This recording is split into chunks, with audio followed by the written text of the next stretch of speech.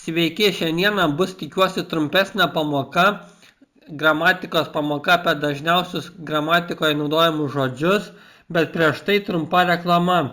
Jeigu pastebite, kad mūsų laikai įdomėja ir pasaulis keistėja, tuomet siūlome paskaityti nemokamą elektroninę knygą Nauja era artėja, kuri padės jums išvengti būsimų sunkumų pasaulyje.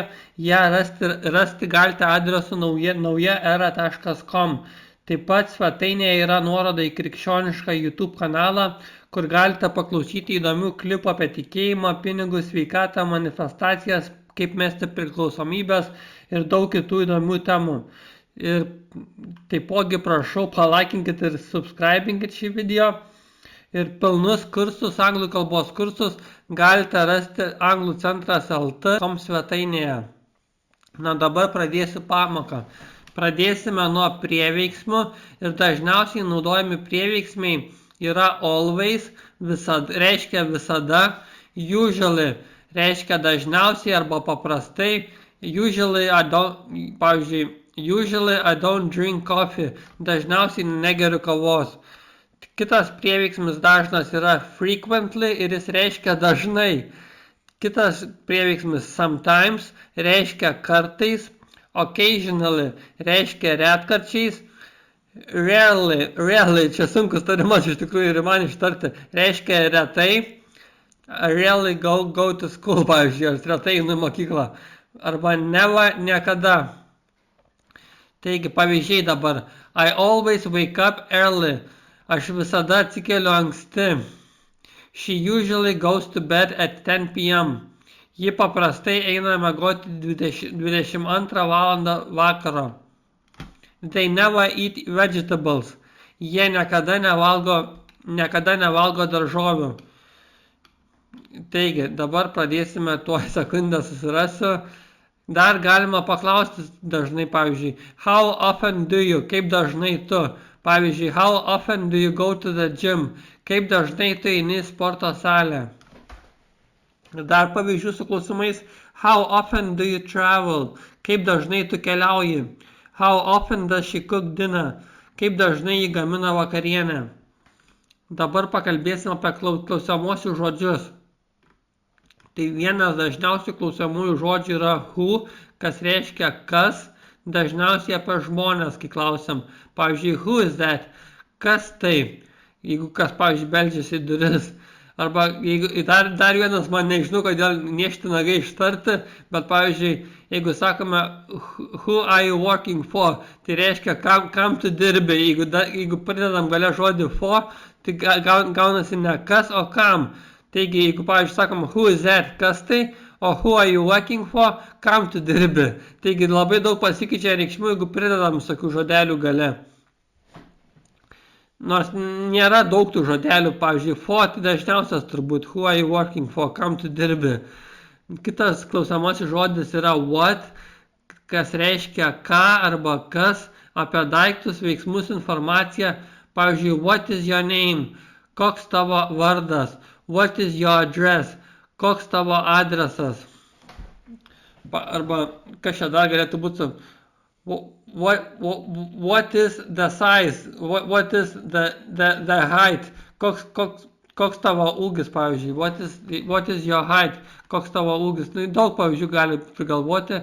Where, kur, where do you live, kur tu gyveni, when, kada, pavyzdžiui, when is your birthday, kada tavo gimtadienis, why, kodėl, why are you late, kodėl tu vėluoji, how, kaip, how do you make pizza, kaip tu gamini pizzą.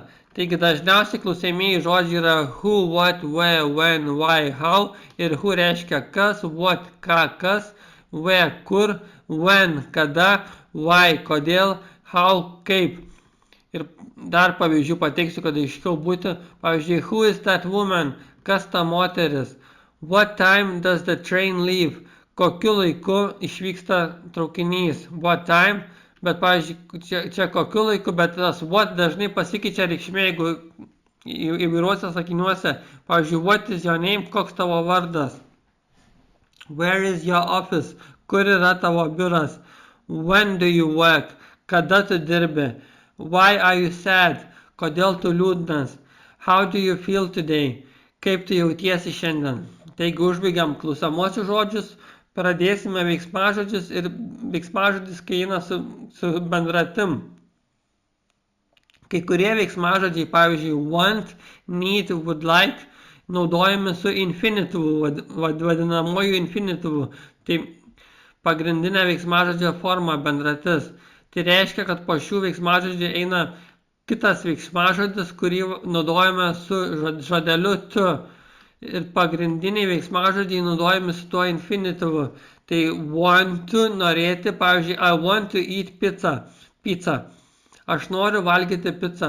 I want to, aš noriu. Ir paskui dar vienas veiksmažodis eina to eat pizza, valgyti pizzą. Tai atsiprašau, kad dažnai kartoju šį sakinį, bet I want to eat pizza, aš noriu valgyti pizzą. Ir du veiksmažodžiai vienas po kito. Need to, reikėti. Pavyzdžiui, she needs to study, jai reikia mokytis. Irgi du veiksmažodžiai vienas po kito su to vadinamoju infinityvu bendratim. She needs to study, jai reikia mokytis. Would like to, norėti.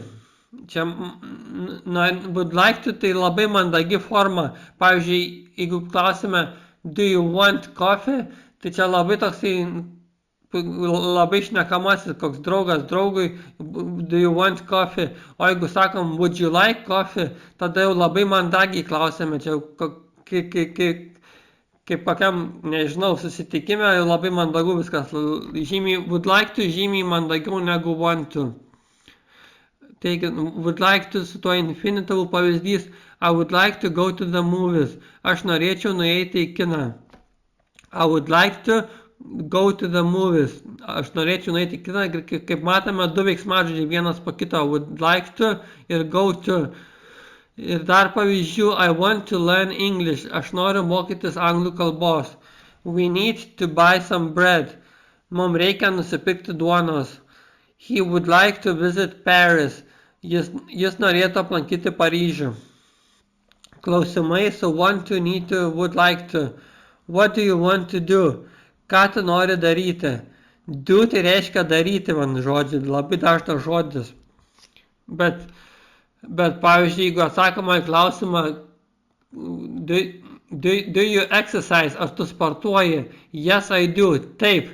Tiesiog taip reiškia tas do toks neįtema, galima sakyti. Vartoja anglai dažnai yes, I do, no, I don't. Bet kita labai dažna reikšmė yra ką nors daryti. Pavyzdžiui, what do you want to do? Ką tu nori daryti? Where do you need to go? Kur tu turi eiti? Would you like to join us? Ar norėtum prisijungti prie mūsų? Matotas, would like to, ar norėtum? Labai mandagi forma, would you like to join us? Ar norėtum prisijungti prie mūsų? Taigi dabar santruką padarykim trumpą. Prieveiksmiai nusakantis dažniai. Jie atsako į klausimą kaip dažnai. Ir pavyzdžiai always, usually, sometimes. Ir padeda apibūdinti kaip dažnai vyksta veiksmai.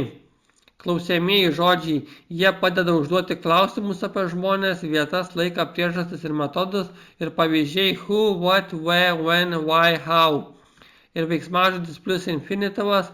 Čia kitie du veiksmažodžiai vienas po kito eina. I want to, need to, would like to. Taigi buvo, man atrodo, trumpesnė pamoka šį kartą. Ačiū, kad klausėte. Dėkui, iki.